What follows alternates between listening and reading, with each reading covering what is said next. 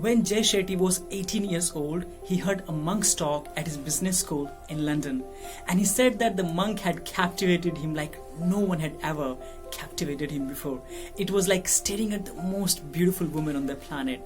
And the monk talked about this beautiful concept of selfless sacrifice, where he said that we should plant trees under whose shade we did not plan to sit. And Jay was so shocked to know that the monk had given up jobs at Google and Microsoft to be a monk, walking away from everything that Jay's friends and he were chasing. And he seemed happier than anyone Jay had ever met before. And that was the turning point in Jay Shetty's life. Before meeting the monk, Jay was involved in a bunch of bad stuffs, like experimenting with drugs, fighting, drinking too much, and was involved in multiple relationships. And he was suspended 3 times when he was in the high school. After meeting the monk, for the next 4 years, he juggled with 2 worlds, going from bars and stick houses to meditation and sleeping on the floor. He would spend most of his Christmas and summer holidays living with monks, studying ancient texts, meditating and helping people in need. And he fell in love with what he was doing, and his value gradually shifted, and he found himself wanting to be around monks and immerse himself into the monk mindset. He found that the more and more the work he was doing in the corporate world seemed to lack meaning. Then he thought that what is the point if it has no positive impact on anyone?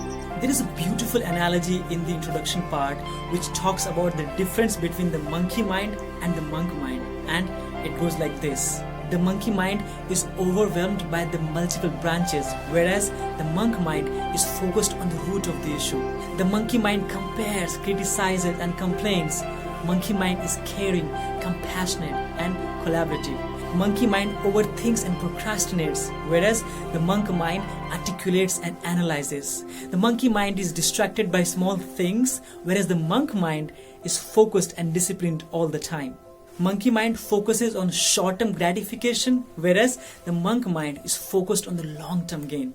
Monkey mind looks for pleasure, whereas the monk mind looks for the meaning. One of the amazing and beautiful parts in the introduction thing I found when he talks about breath. He says that the only thing that stays with us from the moment we are born till the moment we die is our breath. Our family members, our friends, the country we live in, all of that can change. But the only thing that doesn't change is our breath. Because when we get stressed, what changes? Our breath. When we get angry, what changes? Our breath. When we get happy, what changes? Our breath. We experience every emotion with the change of breath. If we can learn to navigate and manage our breath, we can navigate any situation in our life. He says that the entire book is a meditation, a reflection on our beliefs, our intention, our values.